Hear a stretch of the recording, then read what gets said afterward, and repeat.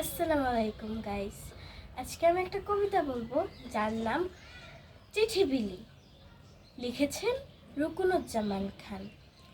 ছাতা মাথায় ব্যাঙ চলেছে চিঠি বিলি করতে, টাপুস টুপুস ঝরছে দেওয়া ছুটছে খাওয়া ধরতে।